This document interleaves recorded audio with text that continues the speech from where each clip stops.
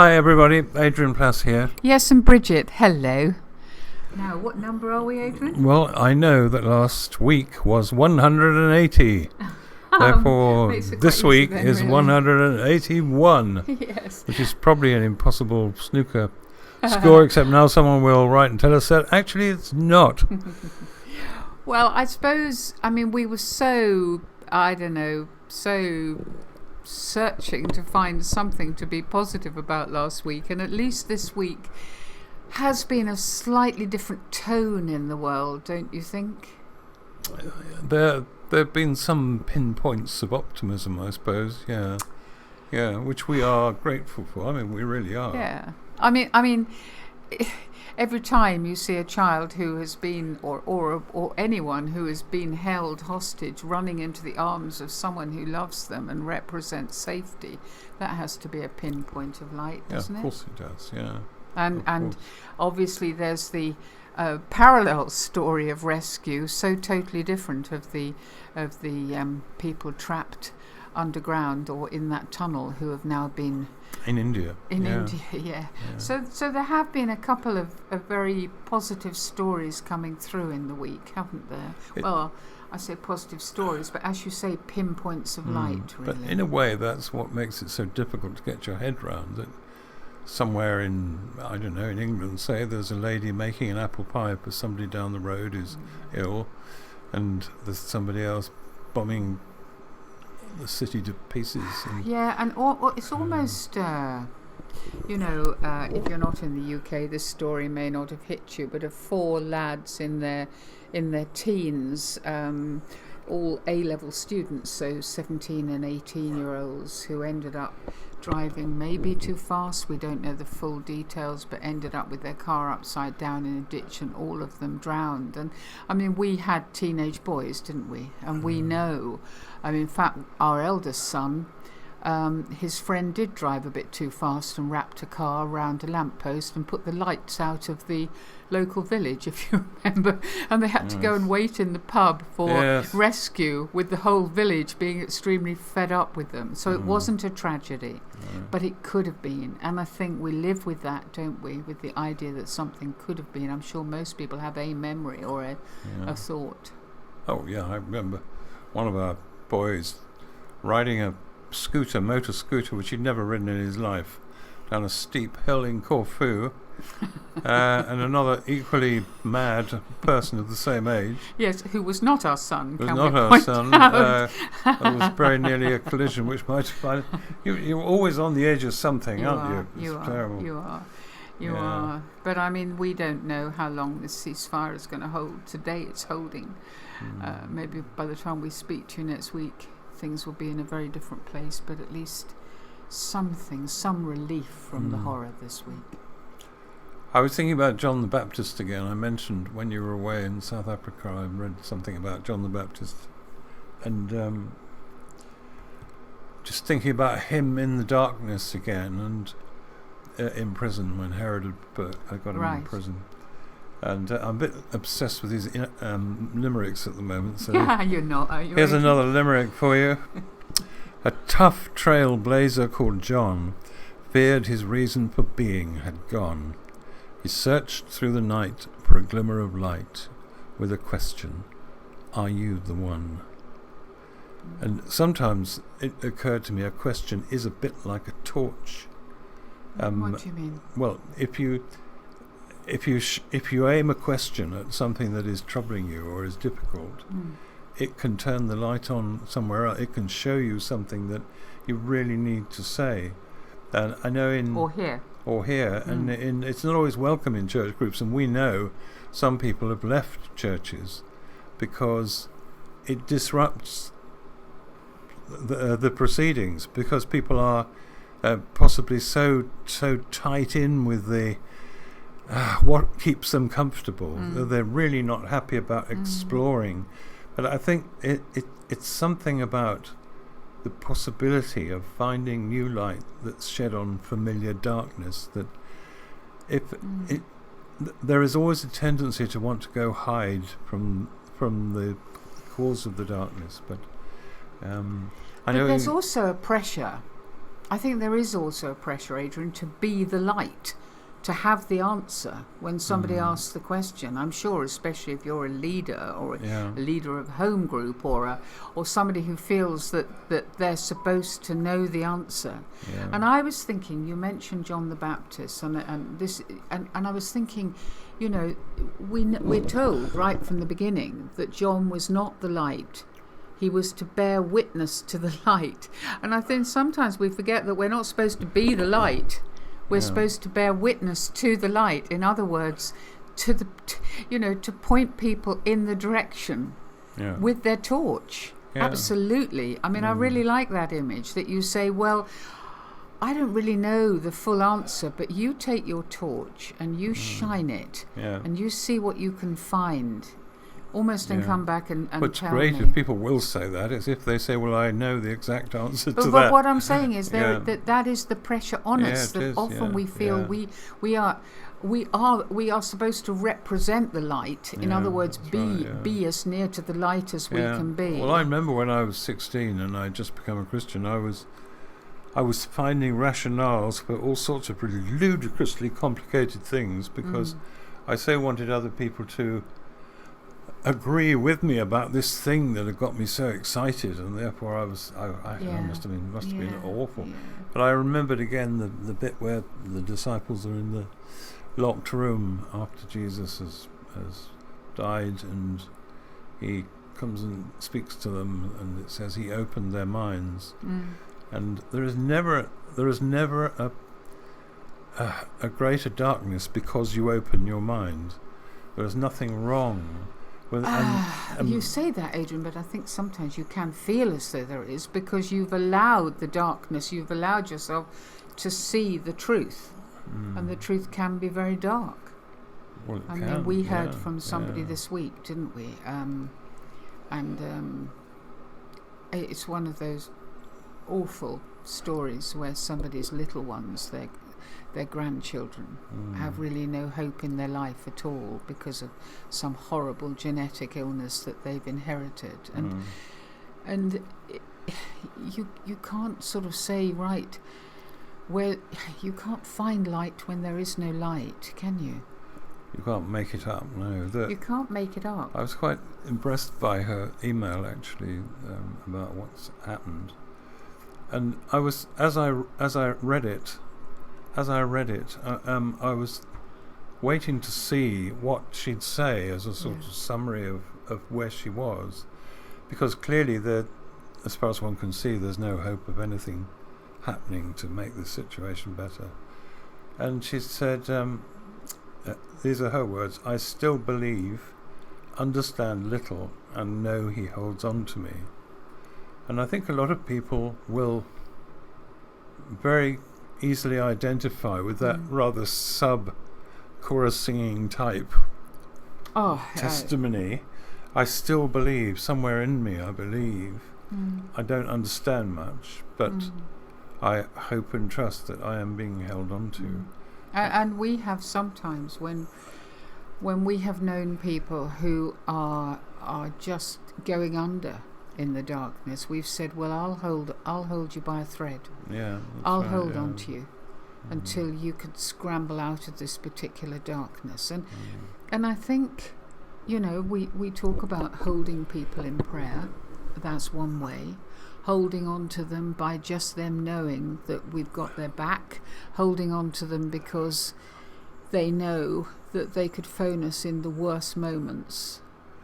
I suppose is holding on by a thread, just trying to hold them so we're holding on to Jesus for them and they're holding on to us. It's not a lot to offer, but at least it's... Oh, I think it can be very reassuring. I did admire her though for being truthful about that, and I mean only the true things are useful, aren't they? When people say how they're actually feeling, we know from experience that those are stepping stones on which people sometimes attain a ledge. Absolutely. Where they can rest. Absolutely. And I was looking back at the film, not looking at it but remembering it. Oh, What a Lovely War. Do you remember? I do remember it, but I can't think of the connection. Well, in the service they have Yeah. the music for What a Friend We Have in Jesus. Mm. And the ingenious thing they did Oh, yes. was to get a young singer with a beautiful voice to sing Go on then.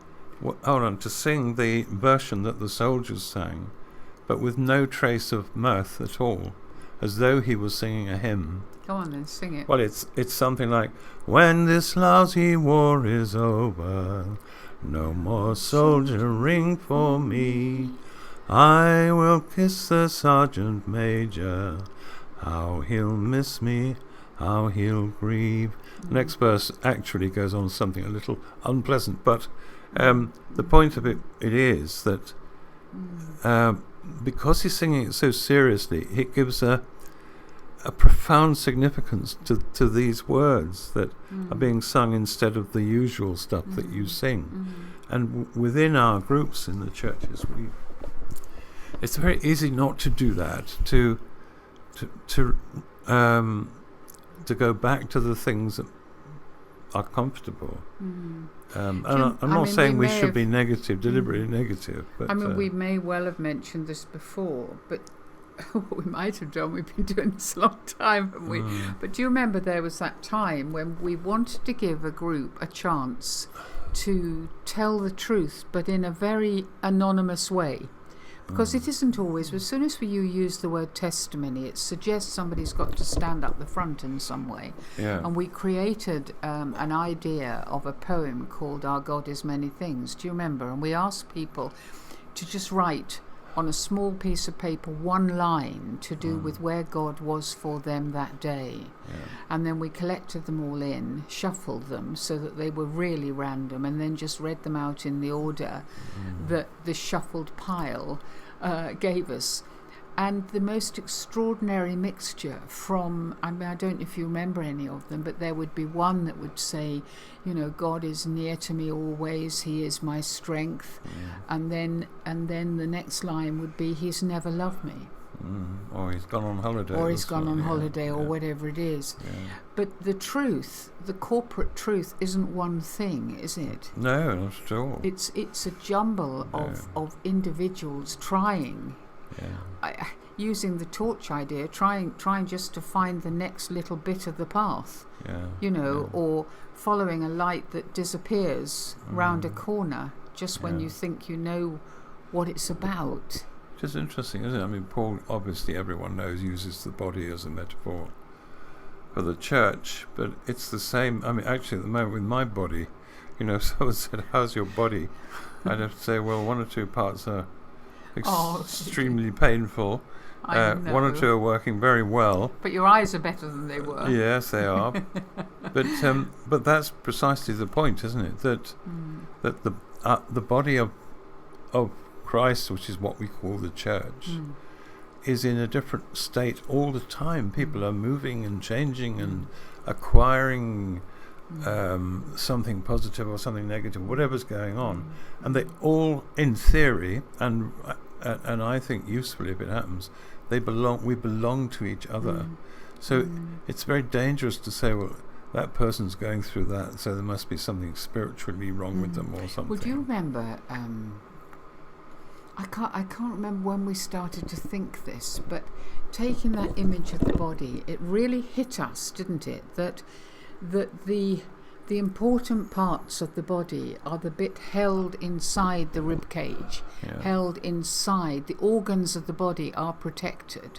The organs of the body, like the heart and the lungs, they're the things that make it work. But we were thinking about the fragile parts of the body of Christ, the sort of violinists, if you like, as opposed to the people who do ask the questions, the people who don't feel they're quite fit, the people who feel they're slightly the wrong shape, the people who don't feel very important.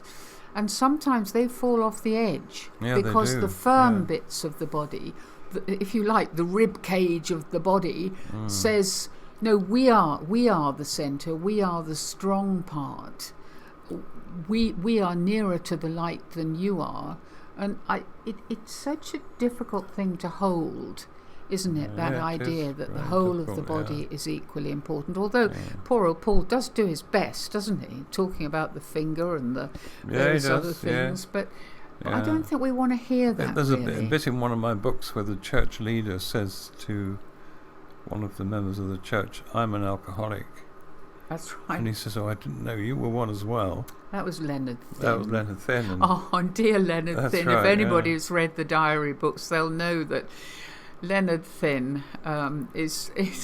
I remember somebody once asking you, "Where did you get him from?" And you said, "I have no idea." Absolutely no idea. No, but that he was simply saying, wasn't he?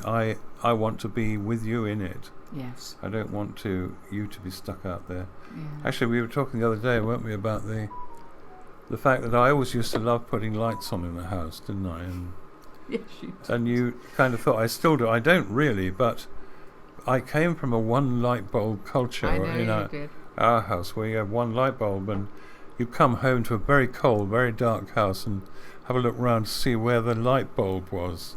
Well, that was very extreme, but actually it did apply to many children, but not as extreme as that, Adrian, in the sense that you never thought you'd have more than one light on at a time. No. In fact, I Well, remember that's my true. father going around turning everything off all the time, really. And night time was truly dark, wasn't it? Sort of finding your way along the wall to go to the bathroom, or it was a very different, darker It was world. a very different. Well, ours was, wasn't it? When we came from houses with a fairly similar economy, probably. But I mean, now of course, we have to save money on power because everything's getting so much more expensive. Well, and also because of the whole climate change, the whole realisation that preserving energy is a responsibility, and not just because you're going to be told off by your dad. Oh no, of course. But there's still a bit of me that when people are going to come round, and when it's winter, I like them to come into a room that has light in it, so that they don't feel it's unwelcoming and dark. Just thinking about emails this week, Adrian. We were talking last week about love, and then you talked about love and power as possibly going together. And we had a few emails sort of challenging that, or querying it, or shining a torch on it, if you like. Saying, what did you mean? What was that about? What was it about exactly?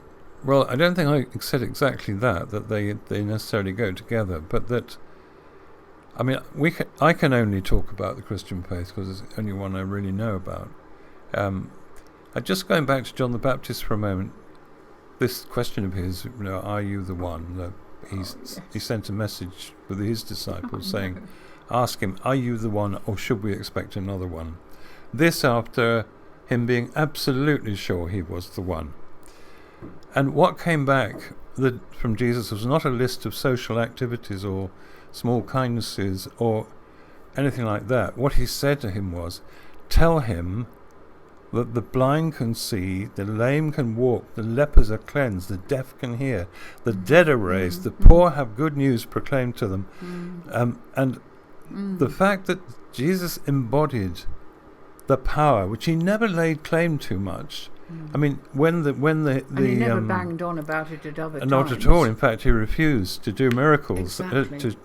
But John was his cousin and someone he loved and admired, and he was saying, just tell him this, and when you tell him that, you'll know that I am the source of that I power. Am the light that I am the light. Witness to, I am. Yeah, it's fine, John. Whatever happens, it's okay. You got it right, and I am it. Whether I want to be or not, I sometimes think that must have been the case. But And it was a bit like that in that old program, the Secret Millionaire, where the man with loads of money goes and helps sometimes charities and things, and to suddenly find there's someone with the power to change people's lives through money in that case, but also through care and love.